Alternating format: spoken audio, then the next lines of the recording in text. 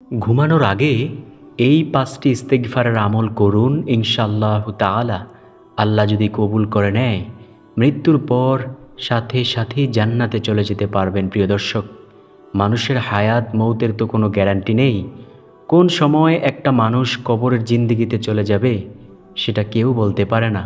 তাই আমরা যদি ঘুমানোর পূর্বে যদি এই ৫টি ইস্তেগফার পাঠ করে ঘুমাইতে পারি, যদি সেই রাতেই মারা যায়, তাহলে আল্লাহ আমাদেরকে অবশ্যই জান্নাত দান করবেন ইনশাআল্লাহ। শুধু জান্নাত দান করবেনই না, আমাদের সব গুনাহ আল্লাহ ক্ষমা করে দিবেন ইনশাআল্লাহ ইনশাআল্লাহ। তো প্রিয় দর্শক, এই আমলের নিয়মগুলো সম্পর্কে জানতে হলে আপনাকে পুরো ভিডিওটি সম্পূর্ণ ধৈর্য সহকারে দেখতে হবে।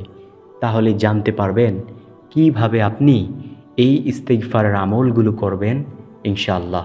প্রিয় দর্শক, দেখেন, এই জীবনে তো গুনাহের কাজ কম করলাম না। এমন কোনো সেকেন্ড, এমন কোনো ক্ষণ, এমন কোনো মুহূর্ত, এমন কোনো সময় খালি নাই যেই সময় আমরা গুনাহের কাজ করি না। তবে এত গুনাহ করার পরেও আমরা কিন্তু মোটেও একটু অনুশোচনা করি না।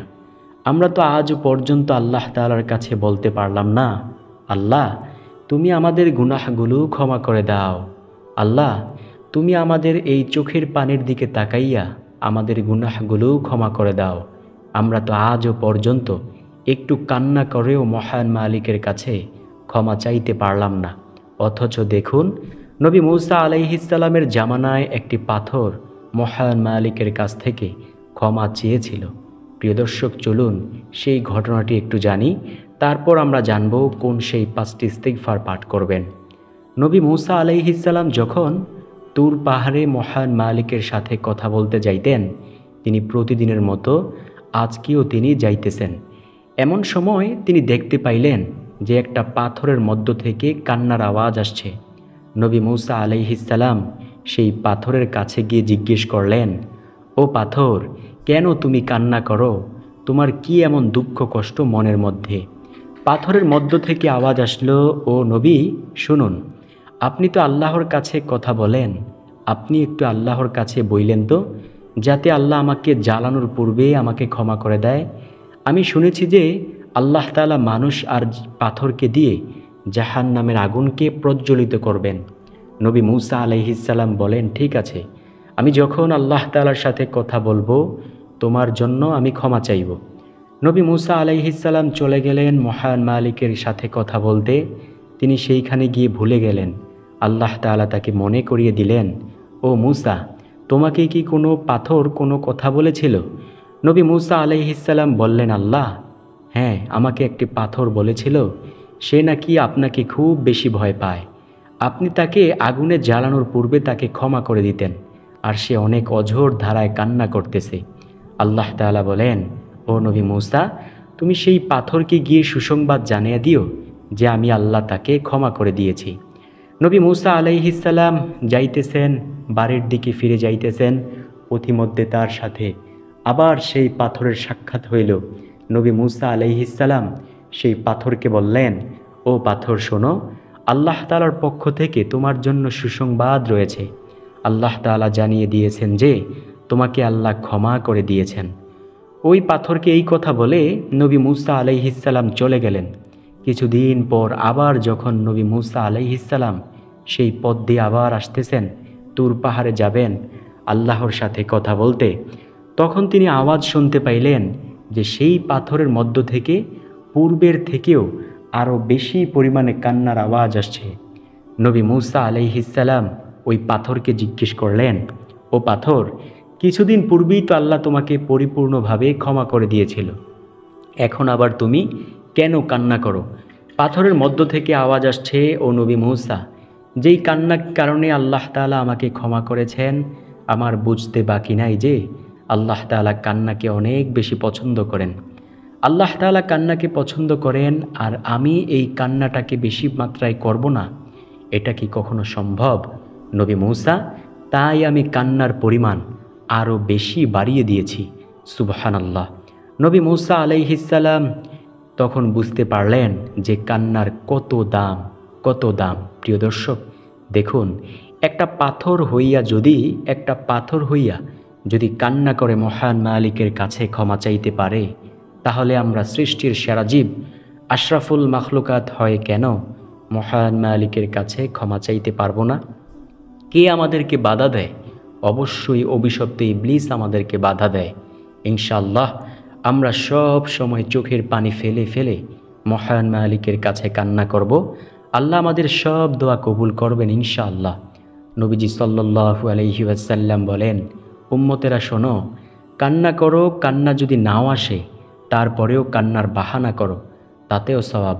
আল্লাহ তাআলা বলেন, ও নবী, আপনার উম্মতদেরকে জানিয়ে দেন, আমার কোনো বান্দাবান্দি যদি একটু কান্না করে আমি মহান মালিকের কাছে ক্ষমা চায়, ওই চোখের পানি গালের নিচে আসার আগেই আমি আল্লাহ তার সব গুনাহ ক্ষমা করে দিব।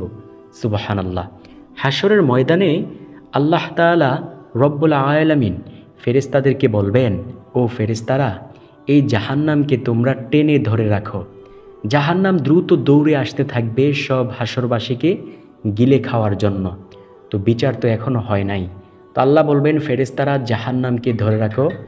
জাহান্নামকে ফেরেশতারা লক্ষ লক্ষ শিকল দ্বারাও ধরে রাখতে পারবে না। জাহান্নাম দ্রুত গতিতে দৌড়ে চলে আসতে থাকবে। আল্লাহ তখন একটু পানি দিবেন। আল্লাহ বলবেন, ও ফেরেশতারা, এই পানিটুকু জাহান্নামের গায়ে ছিটিয়ে দাও। জাহান্নামের গায়ে সেই পানিটুকু ছিটিয়ে দেওয়া মাত্রই জাহান্নাম দ্রুত গতিতে দৌড়ে পেছনে চলে যাবে। আল্লাহ তখন ওই ফেরেশতাদেরকে বলবেন, ফেরেশতারা, দেখেছ কত পাওয়ারফুল পানি? ফেরেশতারা জিজ্ঞেস করবে, আল্লাহ, আমরা লাখো ফেরেশতারা লাখো শিকল দ্বারা জাহান্নামকে ধরে রাখতে পারলাম না, আমাদেরকে সহ জাহান্নাম ছেঁচড়িয়ে নিয়ে আসে। আর আজকে আপনি কি এমন পানি দিলেন যে একটু পানির কারণে জাহান্নাম এমন ভয় পেয়ে গেল? আল্লাহ তাআলা বলেন, ও ফেরেশতারা শোনো, এই পানিটুকু আবে হায়াতের পানিও না, জমজমের পানিও না, হাউজে কাউসারের পানিও না, এই পানিটুকু কোনো জান্নাতি পানিও না। এই পানিটুকু হলো আমার গুনাহগার নাফরমান বান্দাবান্দি যখন আমি মহান মালিকের আযাবের ভয়ে চোখের পানি ফেলে ফেলে কান্না করেছে, তখন আমি আল্লাহ এই পানিটুকুকে বৃথা যেতে দেই নাই। আমি আল্লাহ রব্বুল আলামিন এই পানিগুলোকে রিজার্ভ করে রেখেছি। আজকে এই চোখের পানি দিয়ে গোটা জাহান্নামকে ভয় দেখিয়েছি। সুবহানাল্লাহ। প্রিয় দর্শক, এক ফোঁটা চোখের পানি পারে গোটা জাহান্নামের আগুনকে নিভিয়ে ফেলতে। এতটাই দাম হলো চোখের পানির। সুবহানাল্লাহ। তো আমরা এই চোখের পানি ফেলে ফেলে এই 5টি ইস্তেগফার পাঠ করার চেষ্টা করব ঘুমানোর পূর্বে। সর্বপ্রথম নাম্বার যে ইস্তেগফারের কথা বলবো সেটা হলো আস্তাগফিরুল্লাহ। নবীজি সাল্লাল্লাহু আলাইহি ওয়াসাল্লাম বলেন, উম্মতেরা শোনো, আমি নবী দৈনিক 100 বার তাওবা ইস্তেগফার করি। একটা বার একটু ভাইবেন তো প্রিয় দর্শক, যেই নবীর কোনো গুনাই নাই, যেই নবী একেবারে নিষ্পাপ বেগুনা মাসুম, সেই নবী যদি দৈনিক 70 বারের অধিক 100 বার তাওবা ইস্তেগফার করতে পারে, তাহলে আমাদের তো কোনো গুনাহের শেষই নেই। যেদিকেই তাকাই সেদিকেই দেখি শুধু গুনাহ আর গুনাহ। এমন সিচুয়েশনে, এমন পরিস্থিতিতে আমাদের কত হাজার বার তাওবা ইস্তেগফার করা দরকার। হযরত আবু বকর রাদিয়াল্লাহু তাআলা আনহু জান্নাতের টিকিট প্রাপ্ত সাহাবী। যেই সাহাবী দুনিয়াতেই, এই আশারায়ে মুবাশশারার 10 জন সাহাবী দুনিয়াতে জান্নাতের টিকিট পেয়েছিল, তার মধ্যে একজন হলো আবু বকর রাদিয়াল্লাহু তাআলা আনহু। এই আবু বকর রাদিয়াল্লাহু তাআলা আনহু ঈদের দিন দরজা আটকিয়ে কান্না করতেছেন। অন্যান্য সাহাবীরা বলতেছেন, ও আবু বকর ভাইজান, আজকে তো ঈদের দিন, খুশির দিন, আপনি কেন আজকে আনন্দ না করে কান্না করতেছেন? আবু বকর রাদিয়াল্লাহু তাআলা আনহু বলেন, ও ভাই শোনো, এই যে 30টা অথবা 29টা রোজা রাখলাম, আমার বড় ভয় হয় এই রোজাগুলো না জানি আল্লাহ কবুল করেছেন কিনা, এই ভয়ে আমি কান্না করতেছি। প্রিয় দর্শক, যার জন্য আল্লাহ তাআলা রাজি, যাকে আল্লাহ তাআলা দুনিয়াতে জান্নাতের সুসংবাদ দিয়েছেন, সেই সাহাবী বলতেছেন যে আমি যে রোজাগুলো রাখলাম, এই রোজাগুলো আল্লাহ কবুল করেছেন কিনা, এই ভয়ে আমি কান্না করি। হাশরের ময়দানে যদি আল্লাহ বলেন, ও আবু বকর, এই যে রোজা রেখেছ, আমি আল্লাহর কাছে রোজাগুলো পছন্দ হয় নাই, তখন আমি কি করব, এই ভয়ে আমি কান্না করি। তো প্রিয় দর্শক, যারা কোনো সময় গুনাই করেন নাই, সেই সমস্ত সাহাবায়ে কেরামরা যদি আল্লাহর ভয়ে কান্না করতে পারে, আযাবের ভয়ে, তাহলে আমাদের তো গুনাহের শেষই নেই। তো আমাদের কি পরিমাণ কান্না করা দরকার? তাই তো নবীজি বলেন, আমি নবী দৈনিক 70 বারের অধিক 100 বার তাওবা ইস্তেগফার করি।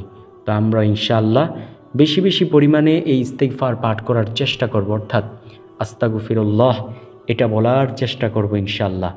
নবীজি সাল্লাল্লাহু আলাইহি ওয়াসাল্লাম যখন প্রত্যেক ফরজ সালাতের পর সালাম ফিরাইতেন, তিনি 3 বার বলতেন আস্তাগফিরুল্লাহ, আস্তাগফিরুল্লাহ, আস্তাগফিরুল্লাহ।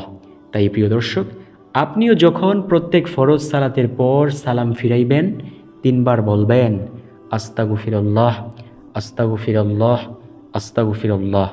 এতে করে আল্লাহ রাব্বুল আলামিন আপনাকে উত্তম জীবন দান করবেন ইনশাআল্লাহ। নবীজি বলেন, যে ব্যক্তি বেশি বেশি পরিমাণে ইস্তেগফারের আমল করে আল্লাহ তার সব বিপদ আপদ দূর করে দেয়, তার বালা মুসিবত আল্লাহ দূর করে দেয়, তাকে সর্বপ্রকার বিপদ আপদ থেকে আল্লাহ হেফাজত করেন, তাকে গাইবী খাজানা থেকে রিজিক দান করেন, তার গুনাহগুলো অনবরত ফেরেশতারা ক্ষমা করতে থাকেন। সুবহানাল্লাহ, আল্লাহু আকবার। আমরা সবাই জানি আমাদের 2 কাঁধে 2 জন ফেরেশতা থাকে, মুনকার ও নাকির। এই ফেরেশতা সারাক্ষণ শুধু নেক লিখতেই থাকবে যদি বেশি বেশি পরিমাণে আস্তাগফিরুল্লাহ বলতে পারেন। দ্বিতীয় নাম্বার যে ইস্তেগফারের কথা বলবো সেটা হলো রব্বিগফিরলি ওয়া আতুবু আলাইয়া ইন্নাকা আনতাত তাওয়াবুর রহিম। আমি আবার বলছি, রব্বিগফিরলি ওয়া আতুবু আলাইয়া ইন্নাকা আনতাত তাওয়াবুর রহিম। নবীজি সাল্লাল্লাহু আলাইহি ওয়াসাল্লাম বলেন, ওই সত্তার শপথ যার হাতে আমার প্রাণ, তোমরা যদি গুনাহ না করতে, গুনাহ করে যদি মহান মালিকের কাছে ক্ষমা না চাইতে, তাহলে আল্লাহ তোমাদেরকে উঠিয়ে নিয়ে যেত। বিনিময়ে রব্বুল আলামিন এমন একদল জাতি প্রেরণ করত যারা গুনাহ করত আবার তাওবাও করত। সুবহানাল্লাহ। প্রিয় দর্শক, বান্দাবান্দি ভালোবাসে গুনাহের কাজ করতে, আর আল্লাহ তাআলা ভালোবাসে সেই গুনাহগুলোকে ক্ষমা করে দিতে। সুবহানাল্লাহ, আল্লাহু আকবার। হযরত আবু মুসা আল আশআরী রাদিয়াল্লাহু তাআলা আনহু বলেন, আমি নবীজি সাল্লাল্লাহু আলাইহি ওয়াসাল্লামের জবান মোবারক থেকে শুনেছি যে, শোনো হে দুনিয়ার মানুষ, ও দুনিয়ার মানুষ শোনো, আমাদের মধ্যে 2টি জিনিস ছিল। একটি জিনিস চিরদিনের জন্য হারিয়ে গেছে, সেটা হলো রাসূল সাল্লাল্লাহু আলাইহি ওয়াসাল্লামের উপস্থিতি। আরেকটা জিনিস হলো ইস্তেগফারের আমল। যতদিন পর্যন্ত আমরা ইস্তেগফারের আমল করব, ততদিন পর্যন্ত আমরা ধ্বংস হব না।